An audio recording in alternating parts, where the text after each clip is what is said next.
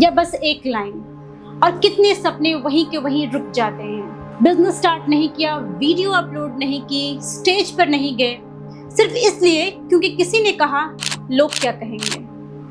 Criticism दर्द देता है, लेकिन उससे ज्यादा खतरनाक है उसका डर। आज की वीडियो में मैं आपको दिखाने वाली हूँ कि लोगों की बातें आपकी आइडेंटिटी नहीं होती और उनका ओपिनियन आपकी डेस्टिनी डिसाइड नहीं कर सकता। एंड तक आप क्रिटिसिज्म को थ्रेट नहीं, फिल्टर की तरह यूज करना सीख जाएंगे। अब मैं आपको एक कहानी सुनाती हूँ। एक बार गौतम बुद्ध अपने शिष्यों के साथ चल रहे थे। एक आदमी उनके पास आया और बिना किसी वजह के उन्हें गाली देने लगा, बहुत बुरी बुरी बातें। शिष्यों को बहुत ही गुस्सा आने लगा, वो गुस्सा से भर गए, लेकिन बुद्धा मुस्कुरा रहे थे। जब वो आदमी बोलते बोलते थक गया, बुद्धा ने शांत होकर पूछा, एक सवाल पूछूं? आदमी बोला, पूछो। बुद्धा बोले, अगर कोई किसी को गिफ्ट दे और सामने वाला गिफ्ट लेने से मना कर दे तो गिफ्ट किसके पास रहेगा? आदमी बोला, जिसने दिया उसके पास रहेगा। बुद्धा मुस्कुरा कर बोले, मैं तुम्हारी गाली एक्सेप्ट ही नहीं करता, अब बताओ वो किसके पास रहेगी? उस आदमी के पास जवाब नहीं था। इस कहानी से हमें क्या सीख मिलती है? हर क्रिटिसिज्म को एक्सेप्ट करना ज़रूरी नहीं होता। लोग जो बोलते हैं वो अक्सर उनके कैरेक्टर का रिफ्लेक्शन होता है, आपके कैरेक्टर का नहीं। क्या कभी आपने नोटिस किया है, जो खुद लाइफ में कुछ नहीं करते उनके पास दूसरों को जज करने के लिए बहुत टाइम होता है, और जो अपनी लाइफ बनाने में बिजी होते हैं उनके पास क्रिटिसिज्म करने का टाइम ही नहीं होता। इसीलिए हर आवाज़ को इम्पोर्टेंस मत दीजिए, सबके ओपिनियंस इक्वल नहीं होते हैं। और क्लैरिटी के लिए अब मैं आपको दूसरी कहानी सुनाती हूँ। एक बाप और बेटा अपने गधे के साथ गांव जा रहे थे। पहले दोनों पैदल चल रहे थे। लोग बोले, कितने बेवकूफ़ है, गधा है फिर भी चल रहे हैं। बाप गधे पर बैठ गया। थोड़ी दूर गए, लोग बोले, देखो कितना सेल्फिश बाप है, खुद बैठा है और बच्चा चल रहा है। बाप उतर गया, बेटा बैठ गया। आगे लोग बोले, आजकल के बच्चे, बाप चल रहा है और बेटा मज़े कर रहा है। दोनों गधे पर बैठ गए। लोग बोले, बेचारा जानवर, पर कितना जुल्म। दोनों उतर गए। अब लोग हंसने लगे। गधा है फिर भी चल रहे हैं। What is the moral of the story? अगर आप सबको खुश करने निकलोगे तो खुद कभी खुश नहीं रह पाओगे। हर इंसान का ओपिनियन अलग है।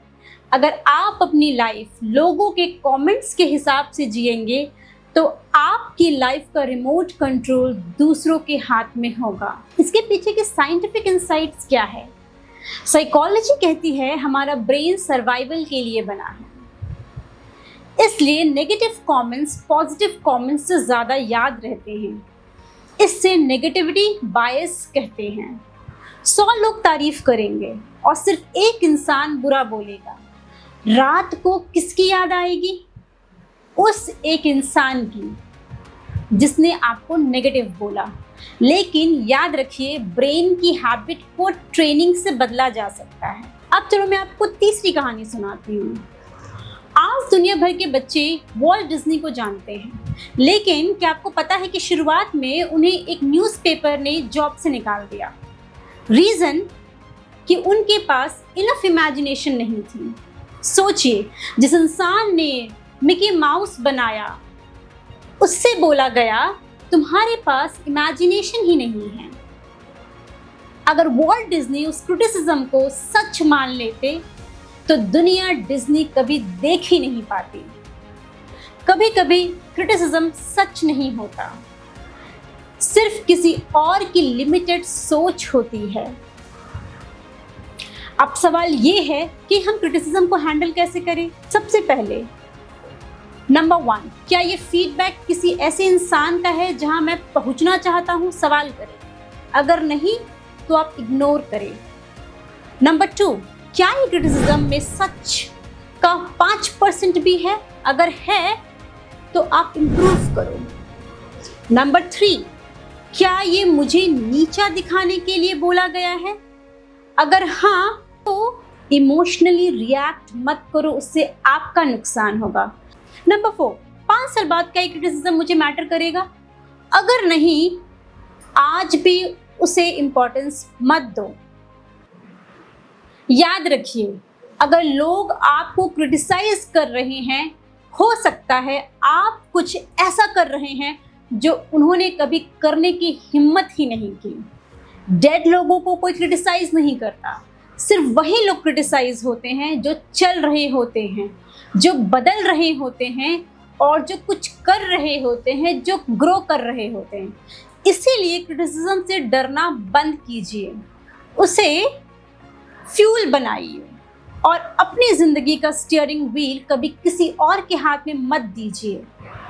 अगर आज की वीडियो ने आपकी सोच बदली हो तो इसे उन लोगों के साथ ज़रूर शेयर कीजिए जो लोगों की बातों की वजह से अपने सपने छोड़ देते हैं।